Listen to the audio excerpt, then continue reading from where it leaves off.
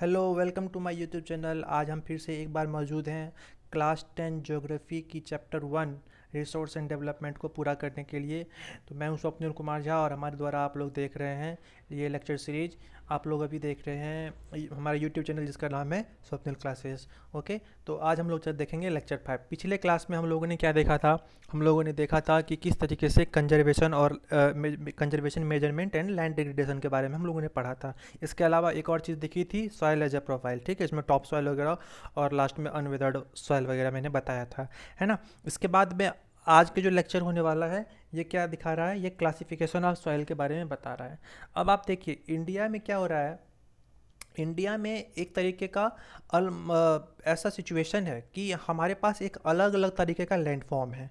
हमारे पास अलग अलग तरीके का क्लाइमेटिक, ये हमारी प्लस पॉइंट है, क्लाइमेटिक है, क्लाइमेटिक रिल्स, वेजिटेशन का टाइप, मतलब पेड़ पौधे वगैरह, ये सब अलग अलग टाइप के हैं। सो इस तरीके से अलग अलग जो भी जो फैक्टर हैं जो रिस्पॉन्सिबल होते हैं सॉइल के फॉर्मेशन के लिए, या फिर सॉइल का कलर के लिए, सॉइल की थिकनेस कैसा होगा, उसका टेक्सचर कैसा होगा, उसका एज कितना, मतलब एज क्या होगा, उसका केमिकल और फिजिकल प्रॉपर्टीज़ क्या होगी सॉइल की, है ना। तो इस तरीके से ये सब चीज़ें अलग अलग टाइप्स पे, क्लाइमेटिक रिल्म्स पे, वेजिटेशन पे, लैंड फॉर्म पे, रिलीफ फीचर पे, इन सब पे डिपेंड करती है। तो अगर इस सब को अगर आप गौर करें तो इन सब के बेस पर इंडिया का जो भी सॉइल है उसको हम टोटल 6 भागों में डिवाइड कर सकते हैं।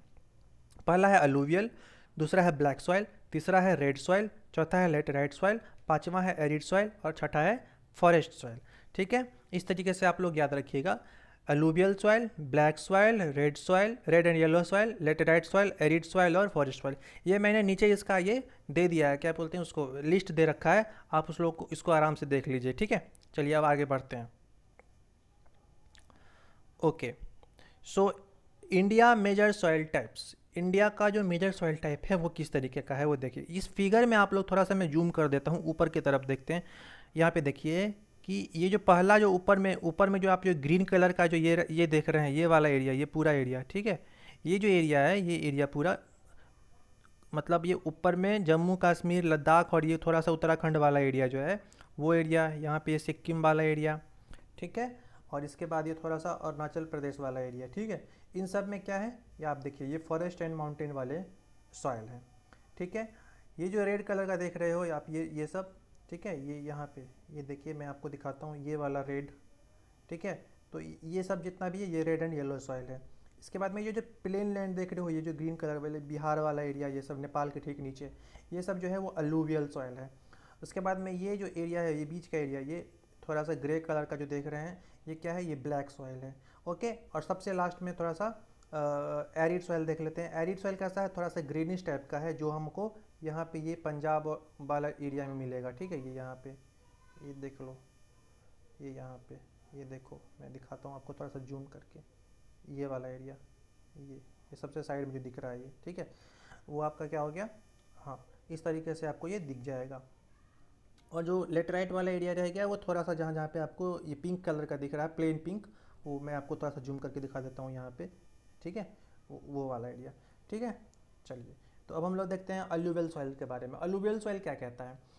अलूवियल सॉइल होता क्या है, सबसे पहले इसको देखने के लिए, this is the most widely spread and important soil. In fact, the entire northern plain are made up of alluvial soil. एक बार साइड में पीछे जाकर के देख सकते हैं हम लोग। ये देखिए, ये जो ग्रीन वाला पोर्शन देख रहे हैं ना हम लोग, ग्रीन स्लैश नहीं, ये जो प्लेन ग्रीन वाला पोर्शन, जिस पे ये वाला पोर्शन, ये क्या है, ये आपका एलुवियल सॉइल वाला एरिया है, ठीक है। ओके, तो ये नॉर्दर्न प्लेन जितना भी है ये एलुवियल सॉइल का प्लेन है। उसके बाद में ये जो है वो डिपॉजिट क्या होता है, 3 इंपॉर्टेंट हिमालयन रिवर से डिपॉजिट होता है।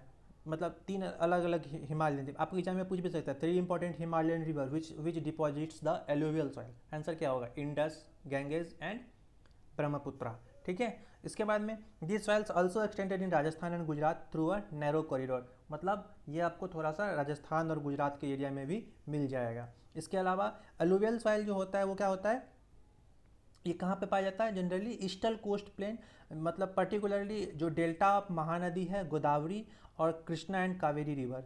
मतलब महानदी की जो डेल्टा है वहाँ पे गोदावरी नदी, कृष्णा नदी और कावेरी नदी, इन सब के जो ईस्टर्न कोस्टल प्लेन है हमारे यहाँ पे आपको एलुवियल सॉइल मिल जाता है, ठीक है, ये आप पिक्चर देख लीजिए, यहाँ पे एलुवियल सॉइल का इस तरीके से ये दिखता है।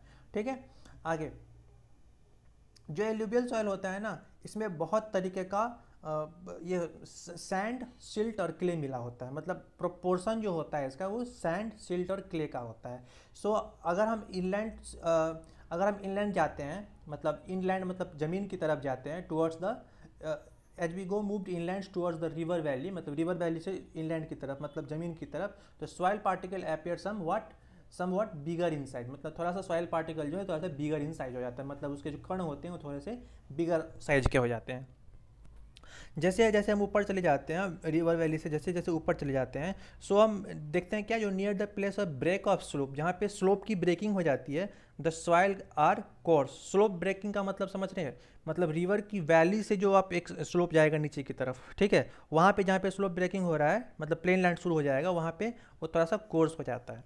ठीक है, और ये जो such soils are more common in pediment plains such as Duars, Chos and Terai. ये 3 एरिया का नाम है, मतलब ये जो रीजन है उसको बोलते हैं डुआर्स, चोस एंड टेराई। ठीक है, मतलब ये, मतलब क्या कहूँ आपको, एक तरीके से ये समझिए कि पहाड़ जहाँ से स्टार्ट होता है उसका जो बेस वाला पॉइंट होता है सबसे, मतलब जहाँ से आप पहाड़ पे चढ़ना स्टार्ट करोगे, तो जो एकदम बेस वाला पॉइंट होता है ना, वो रीजन, वो सब रीजन की बात हो रही है, उसी को तराई भी बोलते हैं। ठीक है, ओके, चलिए आगे बढ़ते हैं। Apart from the size of the grain and और component, soil are also describe in basis of their age, मतलब उसके एज के हिसाब से भी हम लोग उसको डिस्क्राइब कर सकते हैं, ना कि सिर्फ उसके ग्रेन के और कंपोनेंट के आधार पे। ठीक है, अब देखिए ये कह रहा है कि according to the as alluvial soil can be classified as old alluvial, जिसको भंगार कहते हैं, और न्यू एलुवियल, जिसको खादर कहते हैं। ठीक है, तो जो भंगार सॉइल होता है, this has higher concentration of kankar nodules than the Khadar, मतलब खादर में कम कंकर होंगे। ठीक है, सो और ये जो बंगर सॉइल होंगे उसमें ज़्यादा कंकर होंगे। So it has more fine particles and it has more fertile than the Bangar. ठीक है, सो आप ये याद रखिए कि भंगार सॉइल में हायर कंसंट्रेशन ऑफ कंकर होता है, जबकि खादर में कम होता है, इसीलिए Khadar is more fertile than the Bangar. ठीक है, मतलब पुराना वाला जो ओल्ड अलूवियल होगा वो less fertile rare as compare to new alluvial. ठीक है, जिसको खादर बोलते हैं। ठीक है, आगे बढ़ते हैं। Alluvial soils as a whole are very fertile, मतलब अगर पूरी तरीके से हम सिर्फ एलुवियल की बात करें, इसमें हम बांगर और खादर को मैंने पार्टी या अलग अलग नहीं करते हैं, पार्टिसिपेशन नहीं करते हैं। ऐसे आप अगर आप मतलब ब्रॉडली बात कीजिए एक तरीके से, अगर आप एलुवियल सॉइल के बारे में, सो मोस्टली ये जो सॉइल होता है ये बहुत ज़्यादा फर्टाइल होता है। इसमें जो है बहुत ज़्यादा मात्रा में पोटास, फास्फोरिक एसिड और लाइम की जो है वो प्रचुरता होती है। तो ये जो शुगर केन, पैडी और वीट का जो प्लांट है यहाँ पे अच्छे तरीके से उगता है। इसके अलावा और भी सीरियल्स, पल्स क्रॉप्स भी इसमें अच्छे से उग सकते हैं। ठीक है, चलिए आगे बढ़ते हैं अब। अगर हम देखें कि हाई फर्टिलिटी की बात अगर करें, तो ये अलुवियल सॉइल में हाई फर्टिलिटी की वजह से region of alluvial soil are intensely cultivated and densely populated. आप इसीलिए देखिएगा कि जो गैंगेज वाला प्लेन है ना, वहाँ पे एलुवियल सॉइल है, तो वहाँ पे खेती बहुत अच्छे तरीके से हो जाती है। तो खेती अच्छे तरीके से हो जाने की वजह से वहाँ पे पॉपुलेशन का बहुत ज़्यादा है। आप देखोगे बिहार में पॉपुलेशन सबसे ज़्यादा डेंसली है, मतलब densely populated. Dense population density का मतलब समझते हो ना, कि पर स्क्वायर किलोमीटर में कितने लोग रहते हैं, दैट इज कॉल्ड डेंसिटी। ठीक है, चलिए अब आगे बढ़ते हैं कि soil in the drier areas are more alkaline.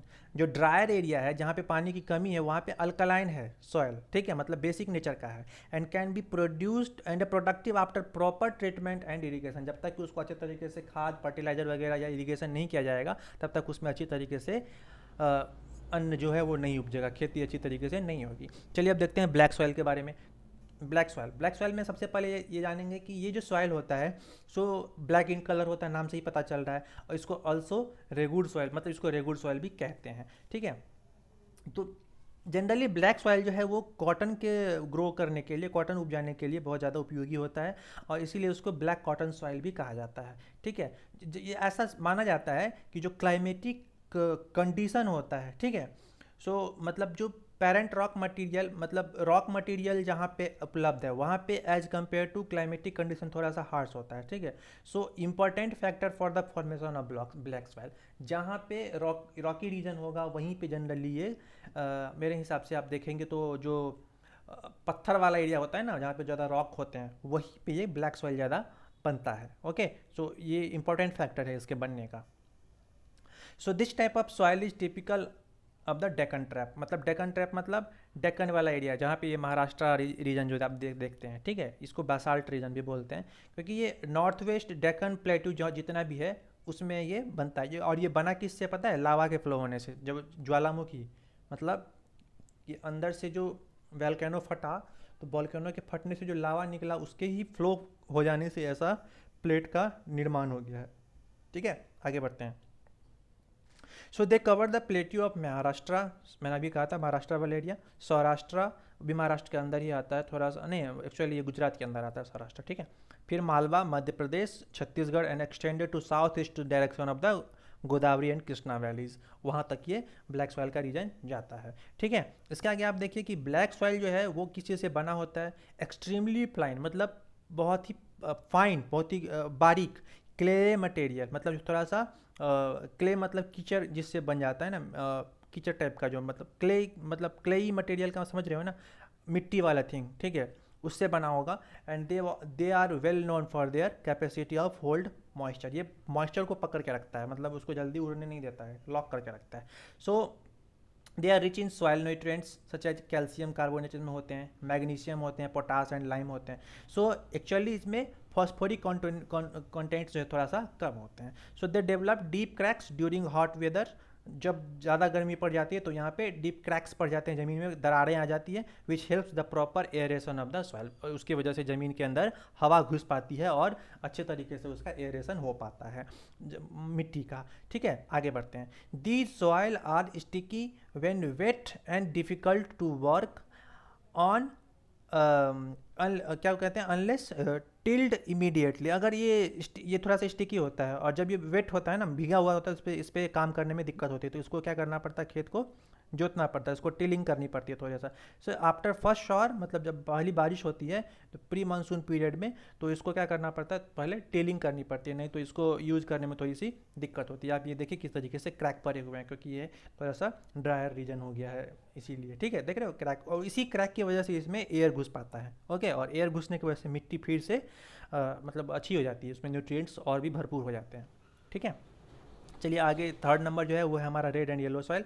Red and yellow soil में हम लोग देखेंगे कि red soil develop on the crystalline igneous rock in area of low rainfall in the eastern and southern parts of the Deccan प्लेटू। Deccan प्लेटू के eastern and southern part पे igneous rock की वजह से ही ये रेड सॉइल हमारे जो क्रिस्टलाइन फॉर्म में बनते हैं। और येलो एंड रेड सॉइल जो है और कहाँ पे पाए जाते हैं? Orissa, Chhattisgarh, southern parts of middle and Gangetic plain, और इसके अलावा along with pediment zone of the western घाट। ये सब चीज़ें आपको पढ़ लेना है, 2 बार याद कर लेना। ठीक है, आगे। This soil develop reddish colour due to diffusion of iron in crystal and metamorphic rock. Metamorphic rock के वजह से, मेटामॉर्फिक रॉक के वजह से, और इसके अलावा आयरन के अधिक के कारण, आयरन जो एफी मतलब फेरस, इसकी अधिक के कारण, इसके ज़्यादा हो जाने की वजह से ये थोड़ा सा कलर में लाल जैसा हो जाता है। ठीक है, सो और ये कभी कभी येलो भी दिखता है, क्योंकि ये हाइड्रेटेड, जब इसका हाइड्रेटेड फॉर्म आप देखोगे तब ये येलो भी दिखता है। ठीक है, इसके बाद में आते हैं लेटराइट सॉइल पे। लेटराइट सॉइल जो होता है, ये लैटिन वर्ड लैटर मतलब, जिसका मतलब होता है ब्रिक, लैटिन में लैटर मतलब होता है ब्रिक, ईंट।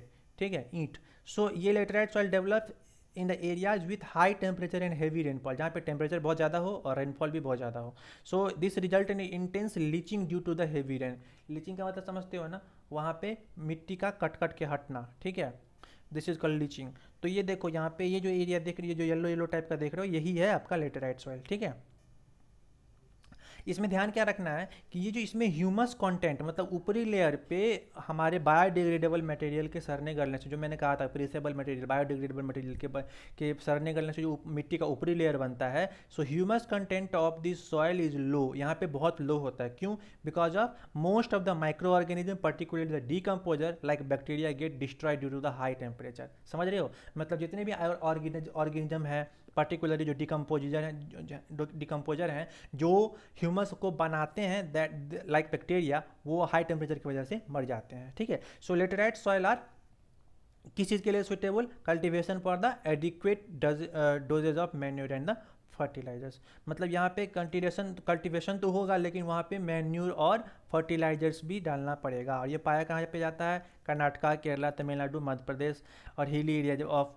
ओडिशा एंड आसाम में भी ये पाया जाता है। अगर आप देखेंगे कि after adopting appropriate soil convention techniques particularly in the hilly area of Karnataka, Kerala and Tamil Nadu, the soil is very useful for growing T and coffee. आप याद रखना, इसको टी और कॉफ़ी के लिए बहुत ज़्यादा उपयोग में लाया जाता है। ठीक है, तो ये laterite soil in Tamil Nadu, Andhra Pradesh and the Kerala are more suitable for the crops like cashew nut. तो याद रखना, जो येलो और रेड सॉइल है ना, वहाँ पे टी, कॉफ़ी, कैशो नट इतना चीज़ बनता है, वहाँ पे उपजता है। और ये नीचे वाले पोर्शन में, इंडिया के नीचे वाले पोर्शन में, मतलब साउदर्न स्टेट में, साउथ इंडिया में ज़्यादा इसका ये आधिक्य है। ठीक है, तो अब हम लोग देखेंगे एरिड सॉइल। एरिड सॉइल का जो रेंज है वो रेड टू ब्राउन होता है, इसका कलर जो होता है रेड टू ब्राउन। ठीक है, तो इसका जो टेक्सचर है जनरली सैंडी होता है और ये सेलाइन इन नेचर, मतलब थोड़ा सा नमक की आधिक्य होती है इसमें।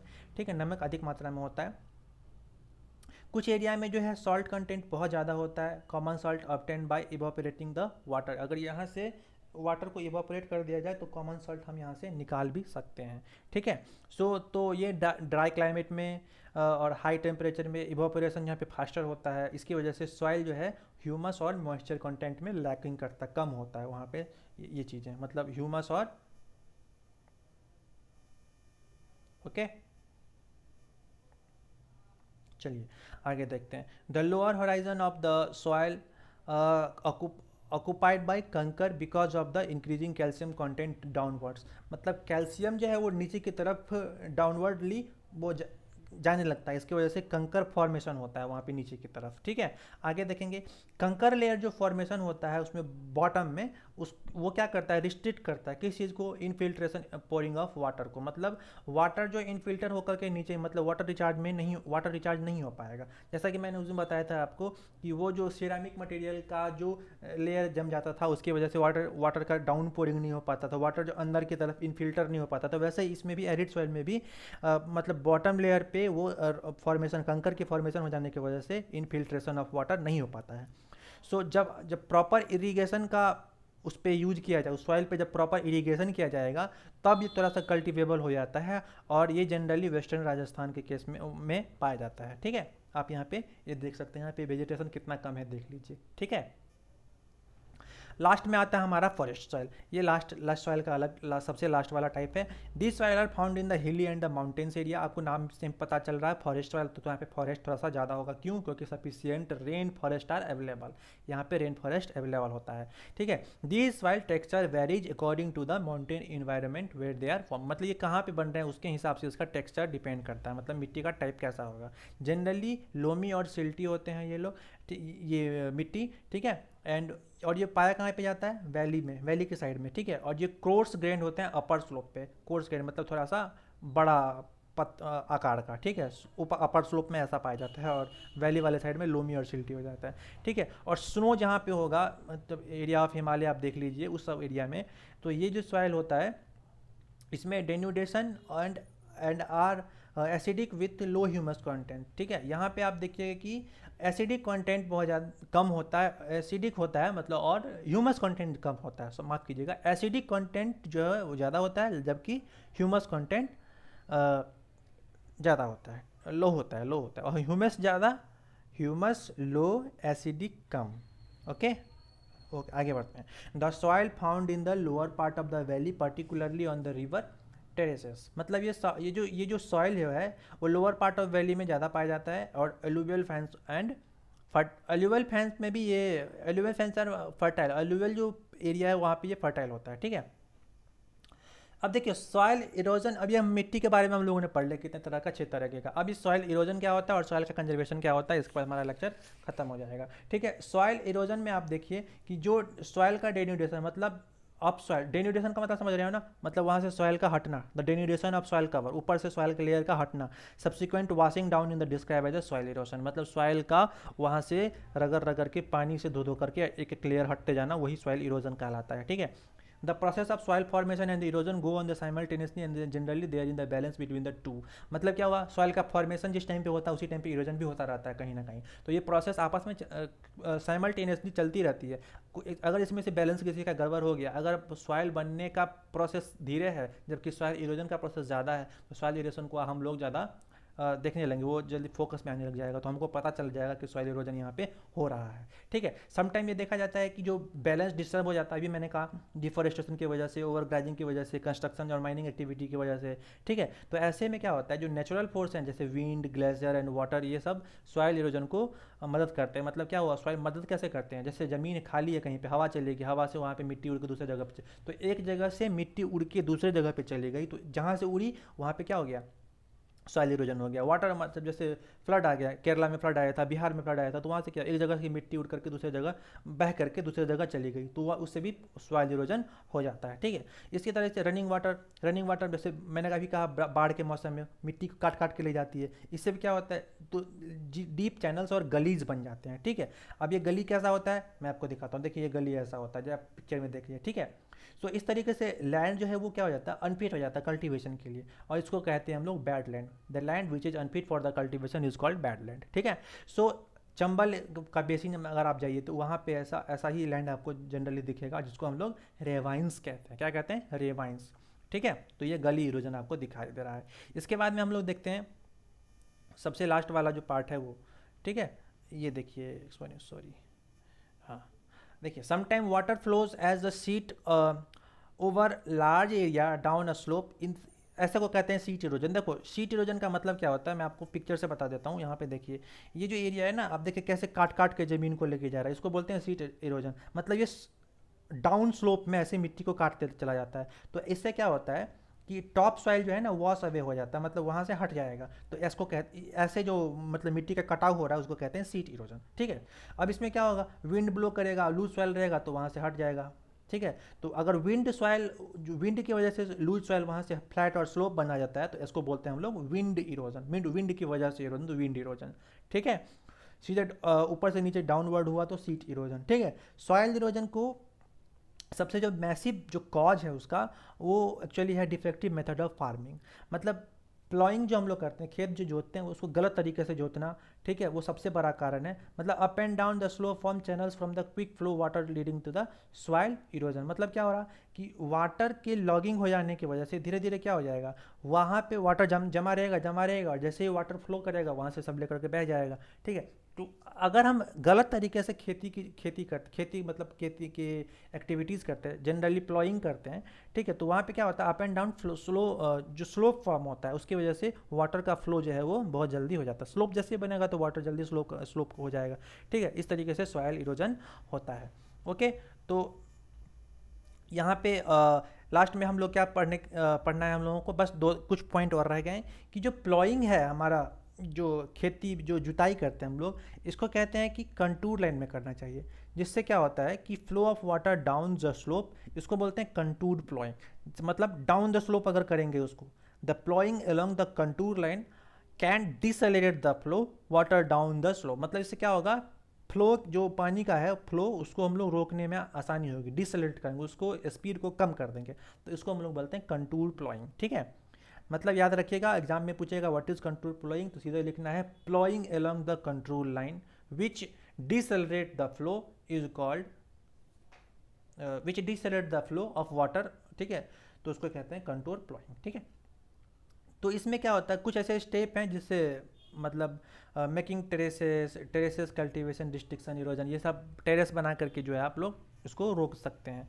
वेस्टर्न और सेंट्रल हिमालय में अगर आप जाइए तो वहाँ पे आप क्या देखिएगा कि वो वेल डेवलप्ड टेरेस फार्मिंग करते हैं। ठीक है, तो ऐसे फार्मिंग में क्या होता है कि लार्ज फील्ड जो है उसको छोटे छोटे टुकड़ों में, स्ट्रेप्स बोलते हैं उसको, उसमें डिवाइड कर दिया जाता है, और ये स्ट्रिप ऑफ जो ग्रास है उसको left to grown between the crops. मतलब कुछ छोटे छोटे एरिया को छोड़ दिया जाता है, मतलब एक एरिया में खेती कर रहे हैं, उसके आगे वाले पार्ट को छोड़ दिया, फिर उसके आगे वाले में खेती कर रहे हैं, तो बीच बीच में ऐसा स्ट्रिप बना करके जहाँ पे घास लगा रहेगा उसको छोड़ दें, उसको बोलते हैं स्ट्रिप क्रॉपिंग। तो इससे क्या होता है कि जो घास लगा हुआ है ना, वहाँ से मिट्टी जो है वो कट के हट नहीं पाती है, समझ रहे हो। जहाँ पे क्रॉप लगाना वहाँ पे क्रॉप लगा लिया, बीच में मिट्टी में घास वगैरह लगा हुआ है, पेड़ पौधे लगे हुए हैं, तो वहाँ पे क्या करेगा, वहाँ पे हवा जो है मिट्टी को उड़ लेकर के उड़ नहीं पाएगा, चाहे पानी जो है उसको लेकर के बहा नहीं पाएगा, ठीक है।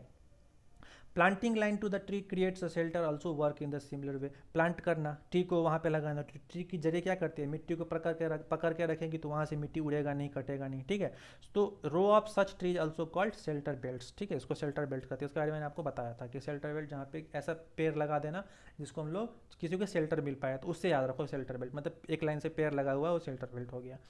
तो ये जो शेल्टर बेल्ट होता है वो बहुत सिग्निफिकेंटली जो है कंट्रीब्यूट करता है स्टेबलाइजेशन ऑफ सैंड ड्यून्स में, मतलब मिट्टी के कटाव को कम करने में, ठीक है।